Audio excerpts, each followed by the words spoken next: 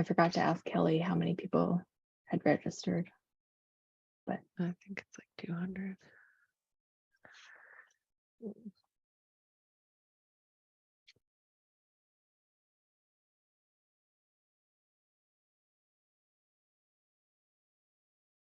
All right, looks like the number, oh, it was slowing down. We're just waiting for everybody to get logged in. So you get to just look at our faces for a little bit while we do that, and then we will jump in. We have a lot of ground to cover today.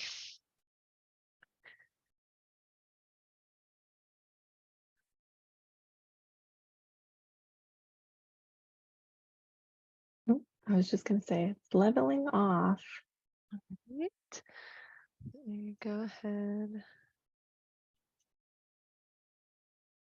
and share my screen. Okay. Yeah, I think you're right, Rika. All right, let's go ahead and get started. Okay, I hope you guys are all ready to do some advanced scholarship reporting. Lauren is going to be our main host, and I am going to be covering the Q&A. So if you want to jump to the next slide, we'll just reintroduce ourselves. Perfect. All right, so for those of you that have not worked with me before, I'm Lauren Rennie. I'm a member of the Success team. I've been with Foundant for about 3.5 years now. Prior to Foundant, I worked for a community foundation here in the great state of Oklahoma for about 9 years as the scholarship director, and was also a client.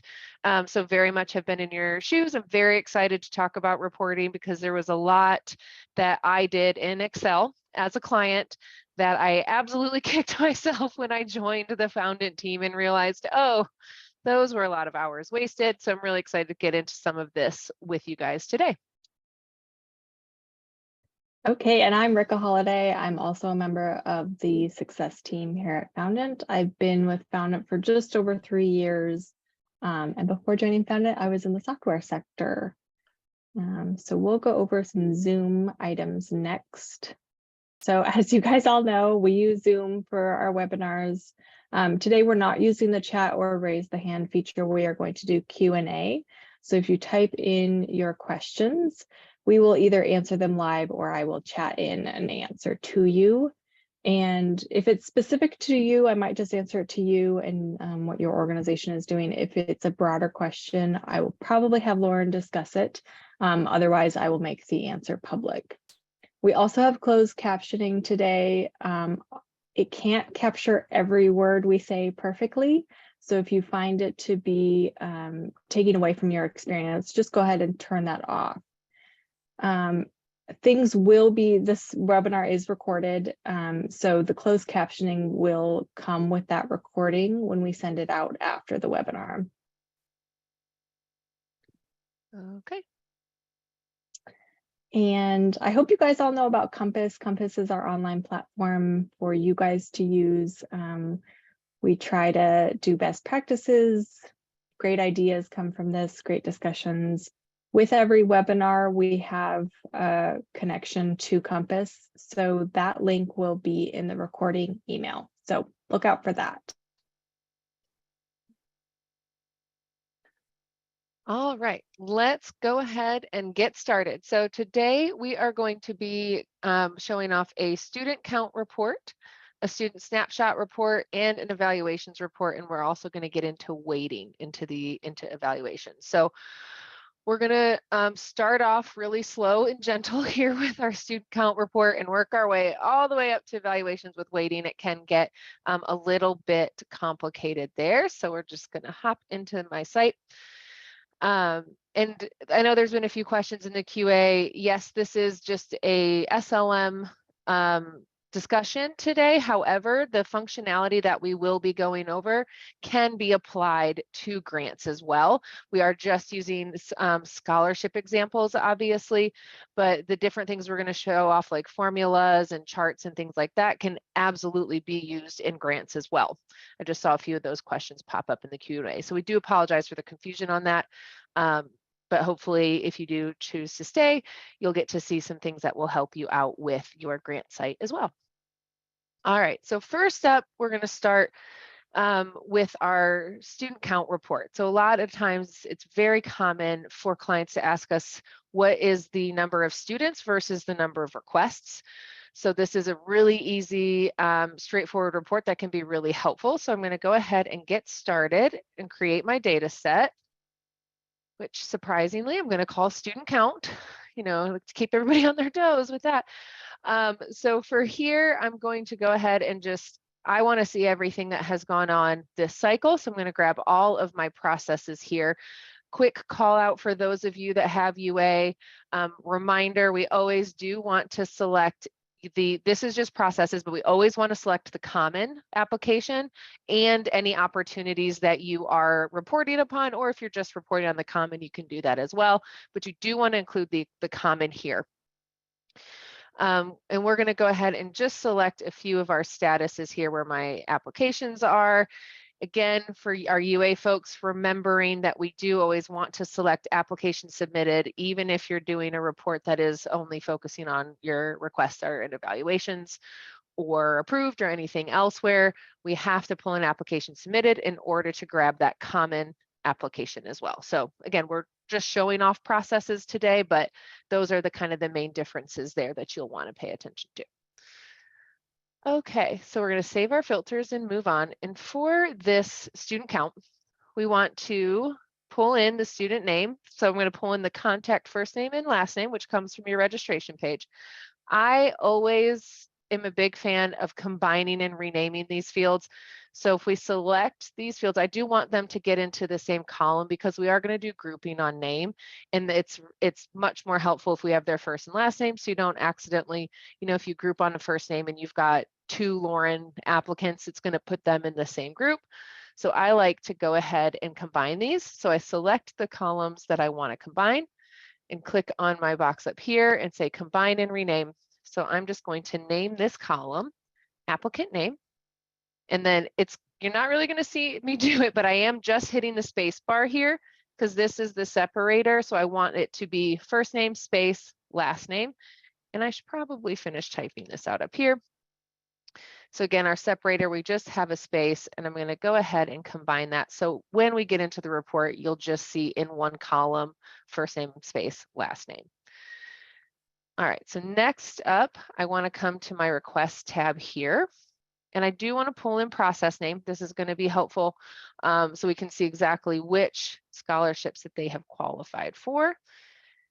And we're going to go ahead and run the report. That's really all we need for this one. It's pretty straightforward. So we're going to get into the report. And personally, when I see my data going out over multiple pages, the first thing I like to do is to get all of my lines, all of my rows on one page. So I'm going to come to my gear icon here, straight over to my paging, and I want to show all rows. I just don't like having to page through things. If that doesn't bother you, you don't have to do this, but that's something that I always like to do.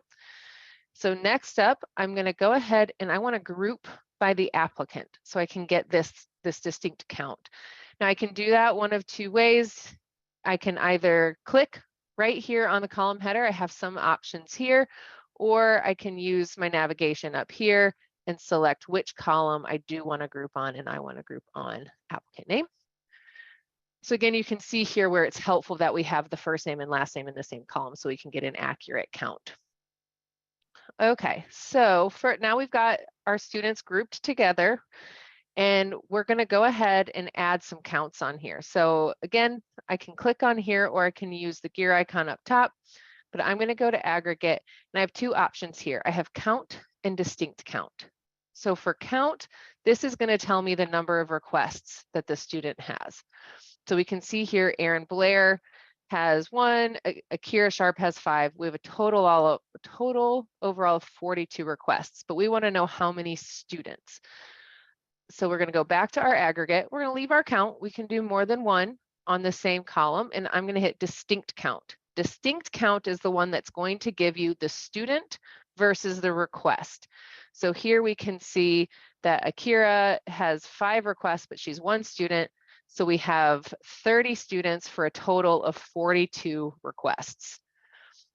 this is a lot of words that's going on up here. So something that you can also do is we can go ahead and hide that function name. So if we come here to our aggregate, and this little guy down here, we can say, I want to hide the function names. I just want to see numbers.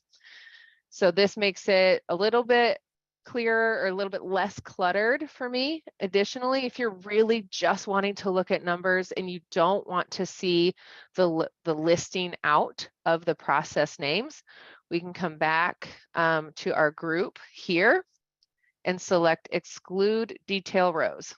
So once we click that, it's really going to condense this down, and it's going to just show you the names and then your count and distinct count that you have here. If you decide, you know, actually I want to see that detail, or I do want to see those function names, you can just unclick the boxes. We can say I actually do want to see the function names because I don't remember which is which, and we can get those to come back. So you can really kind of adjust and play around with that. So that's student count, pretty straightforward. You can just get the distinct count, you can get the count, you can do all these other fun things as well. Really whatever suits your needs. You can pull in any other columns that you want to that would be helpful, but this is just what we need to get the count. Rika, are there any questions, anything going on in the Q&A that I should address?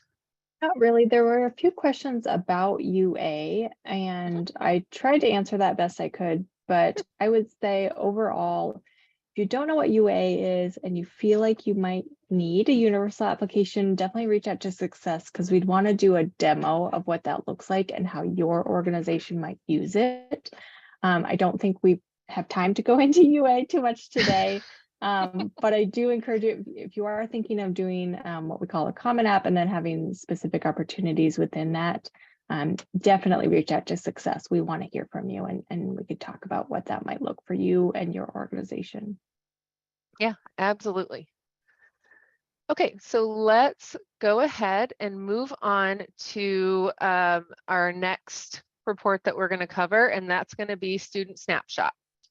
So I'm going to come back out to my reports and data sets page here, and I'm going to start fresh with a new data set. So again, it will surprise no one that I will be naming this student snapshot. All right. So again, I'm going to come in here because I am really interested, you know, in seeing some information about all of my students across the board. So I am going to go ahead and select all of my processes. But if you're just really wanting to drill down into one process, obviously you would just select one. And we're going to go ahead and save our filters and move on to our wonderful choose data fields page here. So again, I'm going to start, you're going to see me do this multiple times. This is Lauren's rules of order. I like to have this column created, combine and rename. Again, just putting a space in there. And then we're going to go ahead and add all kinds of stuff in this, because this is, you know, a snapshot report. So any information that you would want to see about the students, you would want to add. So I'm going to go ahead and kind of pull a lot of stuff. So I'm going to pull process name, request status. I'm going to hop to the application, and I'm going to grab all sorts of fun stuff that I can pull into this report and get some really cool information and data on. Thinking about things that you would want to provide to your board, information that you want to provide to your board, or marketing tools to say, you know, how many scholarships we gave out to this group of people and things like that. Doing these types of reports, very important that your processes have, or universes have been copied from each other, because as you can see, I did just click on the questions under the financial needs scholarship process. But because these are all copied from each other, it is syncing across and selecting everything across those. So I just wanted to kind of call that out. If you ever don't see, so if for instance, this was not clicked after I had selected it up here, it means it's not synced in the background.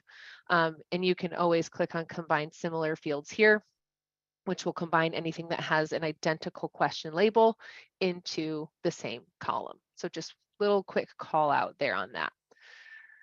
Okay, so we're going to run report again. All right, lots and lots and lots of data here. We've got lots of columns and lots of students. Again, I'm going to come to my gear icon, and I want to show all rows. And something I do want to call out is, you can have one data set that feeds into multiple reports. So you may have this data set where you select all of these fields, but for this report, you don't necessarily need all of that. So instead of going back to our choose fields, we can come to our columns and say, I really don't need to see request status right now. I'm just going to go ahead and hide that and hide, I'm not, interested in their intended major. So you can go ahead and unselect the fields where you're just hiding them, but not removing them off of the data set. So, and then in here, you can do things like we did before. We can do some grouping based on the applicant to really see what is going on there.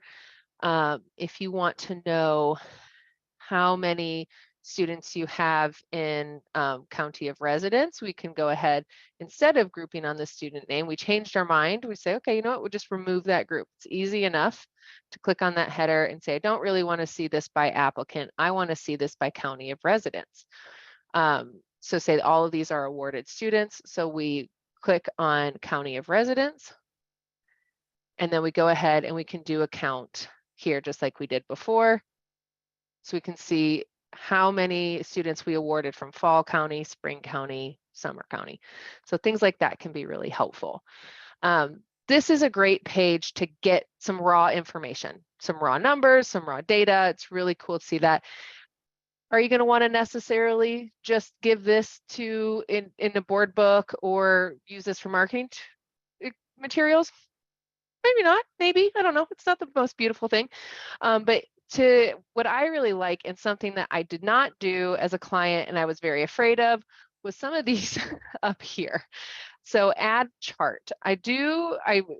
This can be really, really neat, and get this as a way that we can use this data that you have and put it in a more consumable way to provide outside just your organization. So up here we have all kinds of options for your charts.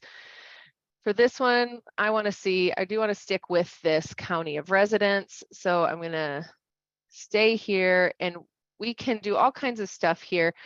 We can do by count or distinct count. So remember we talked about before, the count would be number of requests, distinct count would be number of students. And we can also add the value in as well, where it's going to put the values at the end there. And if you don't want that, you can leave that. We can add additional columns. So if we wanted to say, okay, we have this many in the county, but I want to know student status. So how many were high school seniors? How many were current college? How many were non-traditional? We can also add that column in here. And again, we have our count or our distinct count. And then we have some options here. We can stack, we can go side by side, or we can stack by percentage. So you can really kind of play around here with how you want this to appear. Also, if you would prefer for it to be vertical, right down here, our bar orientation, we can go ahead and flip this on its head and do vertical. So this is like really cool. And one of the things that we do want to kind of call out, this is not exportable. The charts are not exportable like your reports are. So for these, once you do get it the way that you want it, you will need to screenshot this to add it to any materials. So I just want to kind of call that out. I also want to show off the pie, just because I really love pie, visually and in my belly. So I also want, we can show off this pie chart. I really like doing this one as well and adding the percentages. I think this is really neat to be able to quickly calculate that and show, again, thinking about either here we have the county, or thinking about, student status or certain high schools, how many, what's the percentage that we actually did give out to those high schools. This is really easy and really visual to do, to kind of show all of that off. All Hey, right. Lauren, we have a question. Yes. I think you Yeah. can you change the color of the graphs or pie chart to match your foundation's branding colors? Not that I am aware of, unless you know, Rika. I don't know that I've ever gotten that question before. I don't believe they're changeable at this time. I would recommend if you do want to do more branding with your foundation, you would probably export the entire report and then do the charting in Excel, which is not the best answer, but that is what I would recommend if you do want to be very specific with your colors. Yeah, yeah, absolutely. So yeah, it is, that's a great call out, Rika. So we're just going to kind of collapse that. You can export all of this data, which you could plug in to Excel to kind of, so you can more manage the colors and the look of that.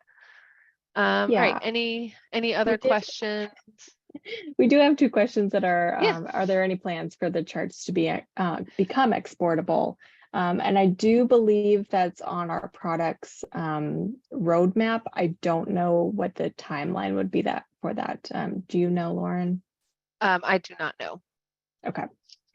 Yeah, I We know might we're have to looking at some follow up on that. reporting enhancements, but I'm not sure of when or what that will look like. Yeah. Okay. Good questions, though. Yeah, very good questions. Keep them coming for sure. I am definitely ahead of schedule. So trying to not talk so fast. So we will definitely have time at the end of this for more questions as well. So definitely be thinking of specific things that you can ask. Okay. Let's go ahead and now let's talk about some evaluation reports. Yay. So let's start first with just a basic evaluations report and how that can look and some kind of pitfalls that you can fall into when doing evaluation reports. So evaluations, again, we're going to create our data set. We are going to go ahead, I'm going to grab the academic scholarship here. And I only want to see my requests that are in evaluations assigned right now, or if I had closed them, I would go ahead and select my evaluations closed. Again, for our UA, Universal Application people, you're still going to have to select applications submitted. And if this were within an opportunity within the universe, you would still have to select your common to get everything to pull in correctly. It's not going to error out if you don't do that, but once you get into the report, it may not be clear right away, but you will eventually find some blank cells. Things won't be pulling in properly. There isn't a big red warning or anything, so you might not notice it at first, but it will give you grief if you don't select the common and the application submitted bucket. And then we can always filter out the common once you get into the report. All right, so let's, oh, not middle name, clicked the wrong one. All right, so again, you guys are going to learn this by repetition, I feel, today. So we're going to add our applicant name. If I can type the word applicant and combine and rename. And next we're going to go on and I'm going to kind of jump around a little bit. So I'm going to come over to the application because I think it's really nice on evaluation reports if we pull in a few fields from the application to remind the evaluators of who this student is, what they have accomplished. You know, some people are really good at putting comments, evaluation comments, if you have that question, but they do look at a lot of different students. So I think it's nice to just kind of give them little reminders of who the student is and what they've done, jog their memory a little bit there. So I'm going to grab some application fields here, and then I am going to hop back over to the request because after the application fields, I do want to see the evaluator name. Very helpful in an evaluation report. You're going to want to come over here and click evaluator first name and evaluator last name. These will pull in blank. If you need a reminder, you can hover over the little question mark here, which is telling you that these fields do not work. However, submission assignee first name will work instead. So we're going to pull in submission assignee first name, submission assignee last name, say that 10 times fast, and then do my, Lauren's favorite trick of combining and renaming so we don't have submission assignee name listed out in your report. Evaluator name. So our same little trick of combining and renaming here. All right, so now that we've got these fields pulled in, that percentage score that shows up on your dashboard, that is right here. So when you have your overall evaluation score, if you are using the scoring question types, you can grab that percentage and pull that into your report right here.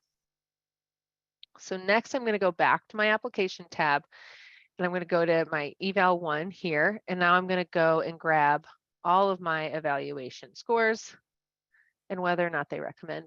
And if I wanted to, I could pull in some additional comments. I'm going to leave this out for our purposes today.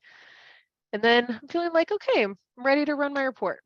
Few things, we all do it. We've done it a million times. Where you're going to want to stop is here.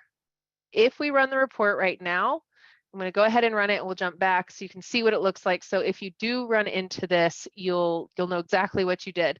So here we have our evaluator. We have all kinds of names mashed up, all kinds of scores mashed up. This is not very helpful to view, and makes me, quite frankly, want to go cross-eyed. So we're going to hop right back. Very easy fix for this.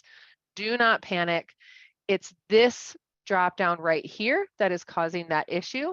So we want to do 1 row per evaluation, because this is pulling in everything related to that request on 1 row. But we really want to have each evaluation on its own row. So you're going to see the student listed out more than once. It's going to be listed out as many rows as evaluators.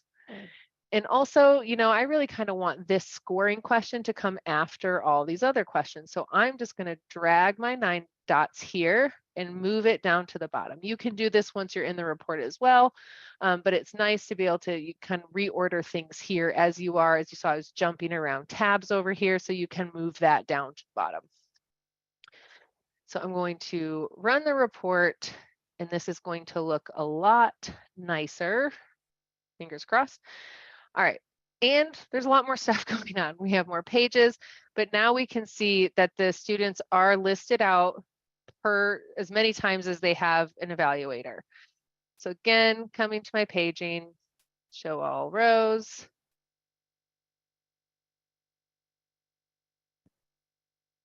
And then we're going to go ahead and group by applicant name, so we can get all of the scores for this particular applicant related to each other. One of the things that I did as a client is I exported this similar to where it is right now, and then I did hours of merging and centering in Excel here.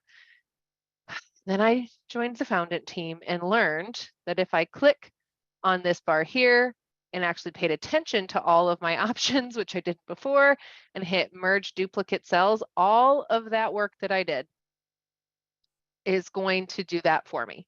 It's going to merge my duplicate cells for me. One call out there is if you do have 2 students next to each other that had the same answer, it will kind of, I don't know why it does this, but it will put that up there.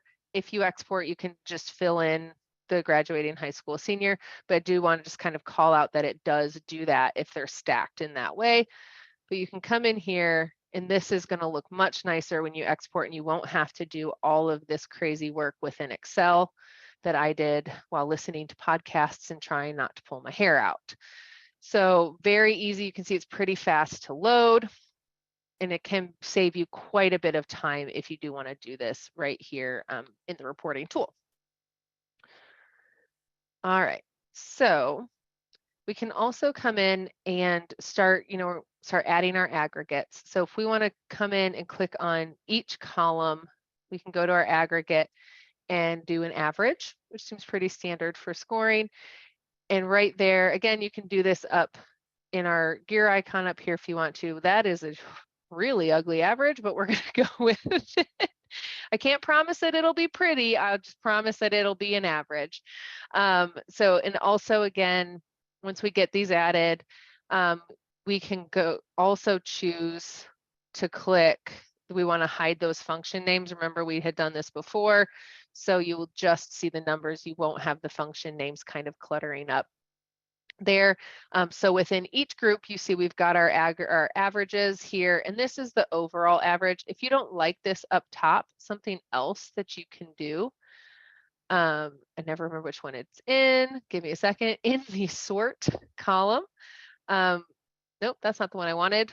Everybody bear with me. I can't get it together. Okay, in the aggregate section, down at the bottom with our layout, you can actually put this top result here. You can say, it defaults at the top, but you can say, I want this at the bottom. So more traditionally, when we do these sums in Excel, it does put that overall total at the bottom. And so you can go ahead and shift that down there pretty easily. Again, the goal today is to show you things that you may not know, all these different little pieces that can save you time in Excel. So you can just pop that right down at the bottom there, and then go through and you can add all your averages and everything on each one. All right, any questions before we get into weighted scoring? Yeah, so Isla Sanchez wanted to know how do we put the student name on the same line in SLM if the scores aren't broken down?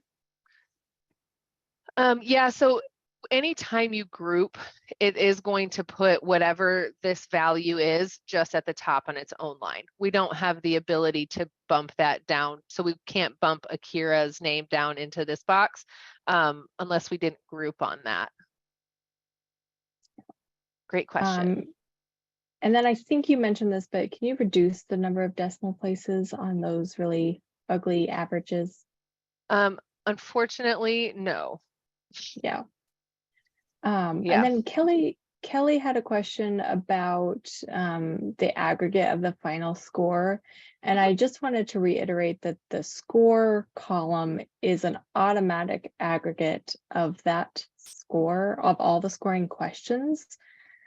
So maybe Lauren, do you want to just talk a little bit more about question type and Yeah. averages, I guess? Yeah, definitely.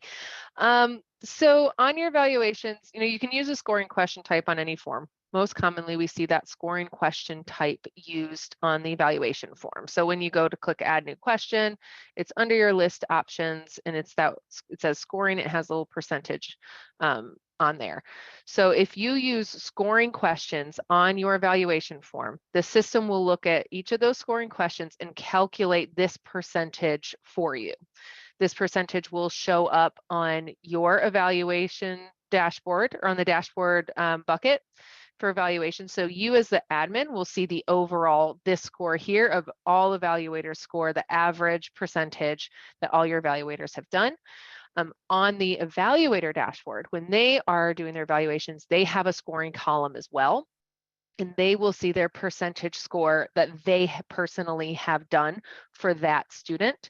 They won't see the other scores calculated within that. They'll just see theirs so they can see how they have stacked students up against each other. And then this again, remember, this is the question that we pulled in from that request tab on our choose fields page. We have to pull that. It's a separate question that we pulled in. This overall score here that we're seeing, this is just a question that I created on the evaluation form. So this was a score that was entered by the evaluator. And then this is the score that was calculated by the software. Yeah, and kind of along those lines, I have a question from Lori saying, if one evaluator did not complete the scoring, will the average eliminate that 0 or blank figure, or will it average in? So kind of going along those lines. Yeah, absolutely. This is super common that this, unfortunately, is nature of the beast when you're working with volunteers, which generally speaking, our evaluators are. So if an evaluator has not entered a score at all, has not touched that evaluation, it will not register anything. It won't penalize the overall score. And you can very easily filter that person out if they have not or not completed any. So to do that, I'm going to grab President Bartlett here, and we would go to filter up top. So say he didn't actually, so we're going to ignore that Josiah Bartlett had entered any scores. We're going to say, he didn't do anything. We want to filter him out here. So we can come and say, get our evaluator name, and we would say not equal to, and then it is pretty exact, which is why you saw me just copy and paste. And then you would go ahead and remove Josiah Bartlett from your report. So it is going to pull him out on everything. Now, if say he had a conflict on certain students, but not other students, there's not a way here with the filtering to get him pulled out, although I have a very amazing workflow that Ilsa Sanchez, I know she's here because she just asked a question, at Dallas Foundation came up with this incredibly creative workflow to hide those scores.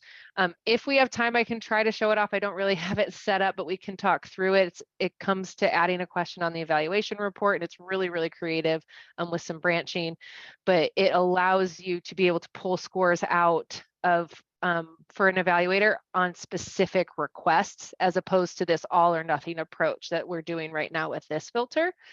But I'm going to go ahead and just click on the little trash can and remove this filter to bring Josiah Bartlett back and bring his scores back. So if we have time, we can walk through this really creative, wonderful workflow that Ilsa came up with, which we might have time because we are kind of ahead of schedule.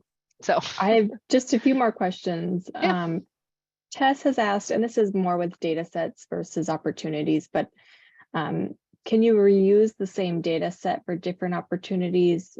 She says, I realize you would need to change the scholarship opportunity that you're trying to pull each time, but would all the work of having already done selecting the field, sorting, merging, ordering, etc., be able to stay the same to pull the same report for different opportunities? Excellent question. Yes, you could have this set, save this report, and then come back to your pre-filters here and change it, bearing in mind that the previous report so if you had it set for the Ricka Holiday Scholarship and you save that report and you come back and then change it to the Lauren Rennie Scholarship, the Ricka Holiday report is not going, you're not going to be pulling in Ricka Holiday anymore, the Ricka Holiday Scholarship anymore. So changing the data set, again, a data set can feed into multiple reports. But if you change anything on the data set, it is going to change any other reports that you have saved that's tied to that particular data set. So a couple of options. You could use filter. So you could have this one big data set feeding into this report that pulls in all your opportunities or all your scholarships. And you could come in and filter and say, I want this, I don't have the process name pulled in, but select the process name and say equal to the Ricka Holiday Scholarship process. And then save this report and then do another report that you filter out everything except for the Lauren Rennie Scholarship process. So you do have that option if you want to keep this one data set to rule them all mentality. The other thing you could do is if you get a data set created that you really like, you can copy the data set. So you could have multiple versions of that data set and copy it. Now you're going to have to do all of this fancy manipulation work that we did in each report. So that's a way to just be able to quickly copy the data set and not have to do that work all the time, though you would be having to do the work each time here in the report. So it's really kind of what you're trying to get at as far as your options there. Okay, just a few more. Could you just go over the merge duplicate in the column one more time? Yeah, this is a big one for me, so I'm happy to show it again. Yes, same.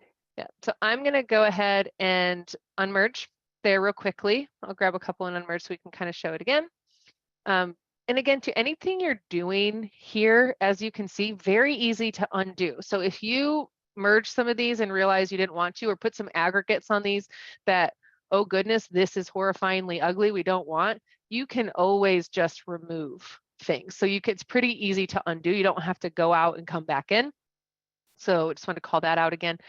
But yeah, so you click on the column header here. This is not one of the actions that's available up in the gear icon.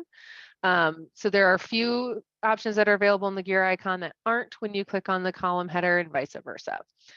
So you click on the column header and then just select merge duplicate cells. And give it a moment to think. And then I'll do it again just so we can really see it right all the way down at the bottom, merge duplicate cells. All right. And as a reminder, because both of these students had graduated high school senior, it did pull everything up into this one. But if you export it out and this comes out as blank, you will know that it is the same answer as the cell immediately above it. All right, Ricka, what else? Sophia was just kind of wondering, why is it better than doing it in Excel if you're not constantly running these reports? So maybe just talk a little bit about the live philosophy. I Yeah, answered it a little bit basically here, but I figured you sure. might be able to talk about expanding a little bit more. Yeah, absolutely. So listen, if you like Excel, you can absolutely do this in Excel. The thing with that is Excel is not going to update when anything in your site updates. So the benefit of having these reports and having them set up ahead of time is that you can, every time you hit run report back on our reports page over here, it is going to pull that data live from your site every time you do it. So right now, while we've been sitting in this report here, if I had another request get pushed through to evaluations and got scored, and I ran the report again, all of these manipulations I have done will remain, and that brand new information will populate. So if you're wanting to do everything in Excel, if you export it out and you do all your manipulations in Excel and something changes, a new application comes in, somebody comes in and actually does do the evaluations. They didn't do it before, but they're a little bit late. God love their hearts, but they've done it now. You would have to do this data set again, run this report, get it out into Excel again, and redo all your manipulations every time something changed in your site. So the benefit to doing all of this here is that it's set up because we would save this report. So all of this would populate every time you hit run report, and it's going to have the most up-to-date information from your site. So things like that student count, you can be running that over and over again as your cycle is moving forward to be seeing how many students we have today. It's the week of the deadline. We all know students love to wait until a day or two before the deadline. So you can be running these and not having to redo all of this stuff, the grouping and the aggregates every single time. All right, Rika, what else? I do just have a question from a few folks about the distinct count and the status and how that relates, but I figured we could save that for the end if you had more stuff to cover. But just wanted to get that on your radar before I forgot. Okay. I appreciate that. Okay, so we'll save that for the end if we have time. I do see we have a little more than 15 minutes, and I do really want to kind of show off some weighted reports and what that can look like. So as you all know, we don't currently have weighting within the evaluation form, within the question. So it is something that you can achieve, but you would achieve in reporting. I do have one you've seen every time I've come back to this page previously set up because nobody needs to sit here and watch me write formulas and struggle with formulas because I am a software trainer, not a mathematician, and I don't like formulas. So I know how to do them here, but it's generally a frustrating process for my brain. So I'm going to show you, there's a lot going on here. So I'm going to show you what it looks like. And also, we do not fully expect you all to know how to write formulas. If that's something that you're comfortable with and want to learn, we will of course help you learn that. Or if you really are, you know what you're doing with formulas, your brain is much better than mine in this area, then you can absolutely do that. If you need weighted scoring, it is something that we at the success team can help you get set up. Again, one of those benefits of having it done here is that you would just year over year change your opportunities or your scholarships in the pre-filters, run it again, and those formulas will remain and they will continue to run. So we help you set it up one time, and then all you're doing is just changing the process or the opportunity to accommodate the new year. If you change evaluation questions that were involved in the formula, we're going to have to redo the formula for you. So just something to kind of be aware of there. Okay, there's a lot going on here. What are we looking at? So this first section here, up until score right here, this is the fields from the application and from the evaluation. So here's your raw evaluation scores here.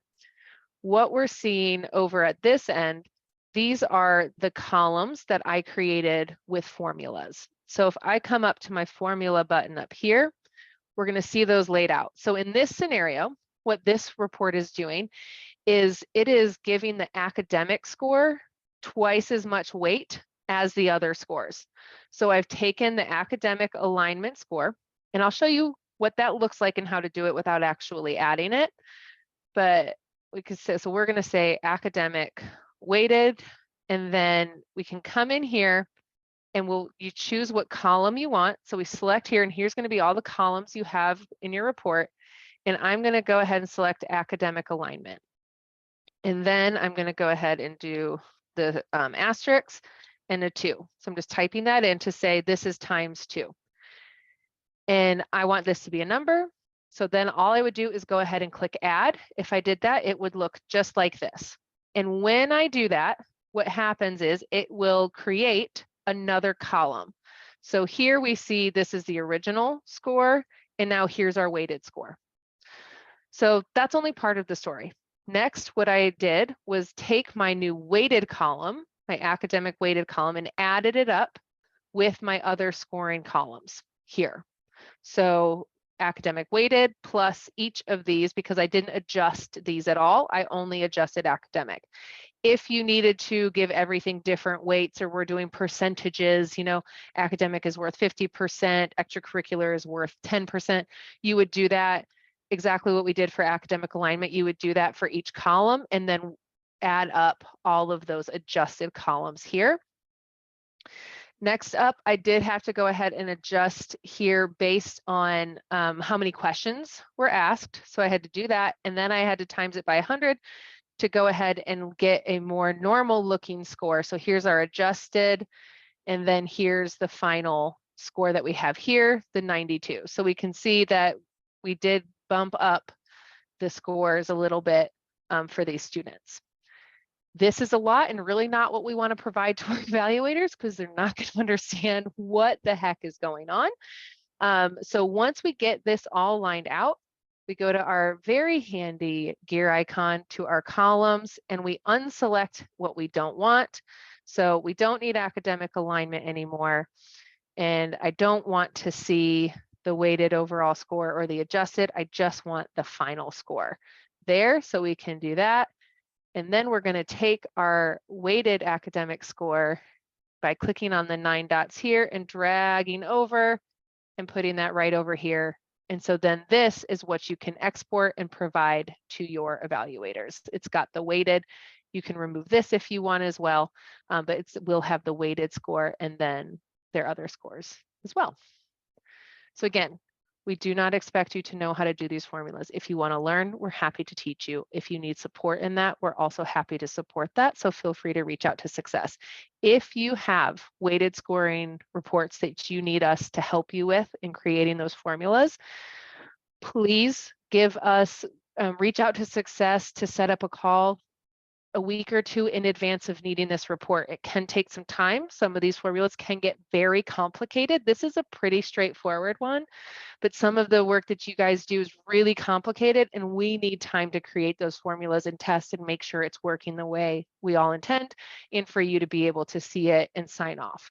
So if you could try to set up a call with us a week or two before you need that, and ahead of that call, if you could let whatever Success team member you're working with know what you're trying to do, what, you know, that we need academic weighted 2 times as much, or whatever that looks like, just so we can be prepared walking into the call, what we need to have, what we're working on, and make sure that we understand exactly what we're doing so we can get it lined out for you on that call. So just a little PSA on that. All right, what questions do we have, Rika? Can you just cover again, why is overall score added in weighted overall score? Oh, this one? So yeah, of course. So overall score, this was just a question I added on the evaluation. I used to put this on my evaluation forms while I was at the foundation. I don't know if it was necessarily the best thing, but I did allow our evaluators to kind of give their overall impression of the student and then have them break down. So that's why this isn't the percentage score that the system calculated. This is something that they individually scored on the evaluation form. Again, I don't know if it was necessarily the best idea, but I used to do it at the foundation. Yeah, so it's more of overall impression of the total application. Yeah. Yeah, absolutely. Yeah, That's what I thought. definitely I just didn't confusing. want to answer. No, Yeah. I appreciate that. And that's a really good point because I didn't really think that I didn't think about that because I knew very much in the way my brain was working with it that that would be confusing. So that's actually really good. If I do these trainings moving forward, I am no longer going to pull that in because I can see where that's really confusing. So yeah. Okay, what other questions, Rika? Anything? Nope, not on that. At Okay. least they haven't come in yet. All right. All right, so those are all the pieces that I wanted to show you all today. So we do have 9 minutes for questions. So if it's related to weighted scoring, it can be anything that we talked about today or really anything in general when it comes to reporting. We've got the time to kind of go over those questions. Do you think you could go over, where's my Licking County first question? I believe they wanted to just review distinct count and how it, if they're declining or having to abandon some submitted applications before evaluations are assigned, how does that affect the count and distinct count? Sure. Question. Yeah, great question. So let's hop back and I'm going to just hop over to my data set here and edit my data set and hop back to my pre-filters. So the answer to that really kind of comes all the way back to our pre-filters and dependent upon what you have selected here. So if you had abandoned or denied any applications, as long as you don't have abandoned or denied selected, they're not going to pull into that report. So what this page is telling the report where to look in your site. So if you run the student count and it says you've got 50 students with 200 requests, and then you go to your dashboard and deny 10 requests, it's going to say you've got 45 students with math is hard, with less requests, with 187 requests now, dependent upon how many that you went ahead and denied. So it will adjust because you are not telling it to look at any requests that are abandoned or denied. Is that, And do you feel like that's what she was asking? I believe so. Licking County, you can again chat in if I miss something. I would just say that you will not, if you don't choose application draft, you don't have to actively abandon those folks before you run this report. I would encourage you to do that later to keep your site clean and stuff, but sometimes you just want to get the application submitted. We do have another question. This question is kind of personal for Lauren. Looking back, Okay. looking back, are you happy that you stopped doing all the work in Excel and using all the tools within Foundant? Any words of advice or encouragement for others reluctant to make the leap? Yeah. Oh, yeah, absolutely. I am very, very angry at past Lauren for not understanding all of the things that reporting can do and was definitely intimidated by reporting, which I do think happens a lot. I certainly felt that. We hear that from our clients. Something that I do want to call out is, okay, reporting, scary because there's a lot going on, but your site talks to your reporting tool. Your reporting tool does not talk to your site. You are not going to hurt anything by playing around in reports. If I went into my weighted report right now and did something to break it and error it out, that's okay. It can be fixed. It's not going to affect your data. So I would absolutely encourage anybody, if you're spending a lot of time in Excel, reach out to Success, set up a call, tell us what you're doing in Excel, because this is a lot of information to consume. And we will show you, if possible, how to do that in the reporting tool. And again, the beauty of being able to save that report is that when we help you get that set up, you save that report and you can run it over and over again, and all that stuff is there every time you run it. So you'll have what you need. You just change your processes year over year. I really, really wish that I had asked at the time, CSM, told them more about what I was doing and asked if it was possible. I just kind of figured I knew what I knew. I could filter within an inch of my life in reporting because I had to do eligibility in reporting. This was before the universal application. So that I could do. And I was like, oh, I got this. No, I did not have it. I did not have it. There were so many other things I could have done. So that's one of the reasons why I was excited about doing this webinar, because I do feel strongly that we can save you a lot of time with our reporting tool. So there's my soapbox for the day. Not the only one, but yeah, no, I'll have many. I think that's very helpful. And I agree. I was intimidated by reporting when I first started working at Foundant, even coming from a data background, but truly just playing around and trying to figure things out, and knowing that I can't, I'm not affecting live data. I'm not gonna, delete something, really helped me get over that hump, I guess, and get into play around. Aaron Armstrong is also asking if there's any other good reporting training videos, or to reach out to Success. So Aaron, I'm going to say both. I think there are other GLM, because I know you're a GLM user. There are reporting training videos on the 9 under on demand. I think it's client training or product training. We also have the Foundant courses in your sandbox. So if you just need a little refresher on how to get started with reporting, on-demand product training, your modules in your sandbox are going to be a good place to start. There is both an SLM version and a GLM version. So I would say start there, explore the on-demand product training. And if you're still feeling, or you need to do something very specific that isn't covered in those general videos, that's when you reach out to Success. And that's going to be success@foundant.com. Just email us. Give us a brief overview of what you want to talk about, and we'll set up a time to chat. I'm getting a lot of questions as well, and I will repeat this. We are recording this video, and it will be sent out to everyone who registered. So if you signed up and were able to attend, that's great. But if you had a coworker who registered and wasn't able to attend, they will still get the recording. And you'll also be able to access that in the on-demand product training. The webinar will get posted here. Here's where a lot of our webinars are. So it will get posted up top as well. If you lose that email, you can find it there. But you will need to be in the scholarship site, because this is, like Rika said, it's different videos based on what site you're accessing this link from. Okay, and I'm going over. Oh, I can look at the question. Sherry has a question. Is there a way to create a document and reporting from uploads in a follow-up that can be exported and shared with others? Unfortunately, the only thing we can pull up within upload is the name of the document that was attached. We cannot report upon anything contained in an upload. So if it's something you want to report on, we strongly encourage asking that question outright on your form.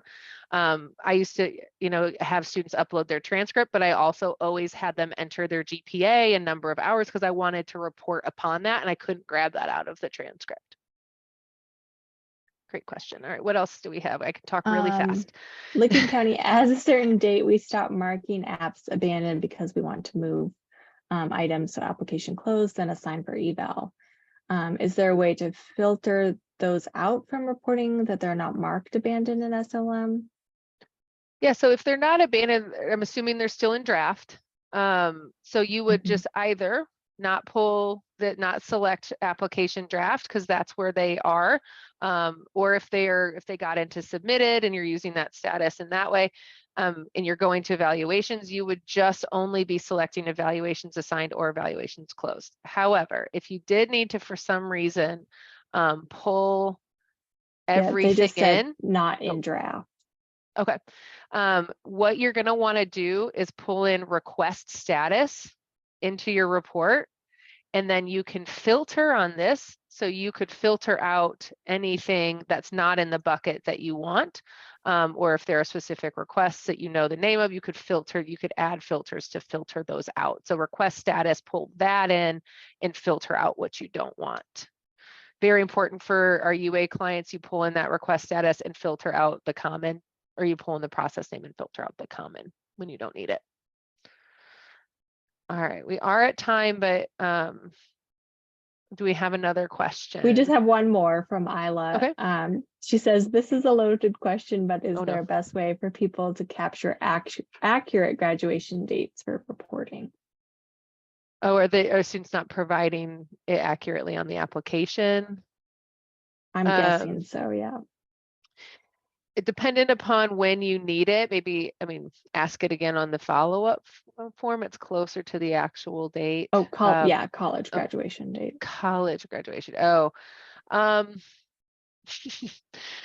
yeah, I mean, asking it, if they don't provide accurate information, that's, we're always stuck there with students. I think we all know with that. But you could, again, ask it again on subsequent follow-up. So maybe after the first few, if it's a multi-year award, asking it on maybe the third or fourth year, asking kind of again, and then you could report on that. And then you could combine all of those questions into one field using my favorite, combine and rename.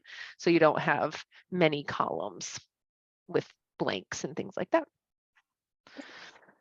All right, I've officially gone a minute over. Do we have any other questions for anyone else wanting to hang out with us longer than an hour? All right, thank you so much, everybody. We included in the email that we'll have the recording, we will have a Compass post, regarding this, that you can go and follow up and ask more questions and get some feedback from your peers. Rika and I will keep an eye on that post as well, and answer what we can. I really appreciate you all taking your time out of the day. I hope this was helpful. Please, please, please provide feedback. You'll receive a survey when you exit. We really do look at that, and it does help us to tailor our training and to tailor these webinars for what you guys need. So please be honest. You're not going to hurt our feelings. We just want to make sure any of these sessions that we do with you all are the best for you. It's not what we think, it's what you think. So thank you so much, everybody, and have a wonderful, wonderful rest of the week. Thank you.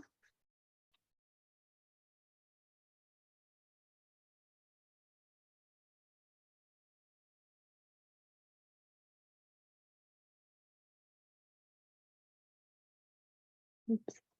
Do we just stay on? Yes, we can. Do you see the leave. stop recording, the stop the webinar? You should be able to end or leave. Okay.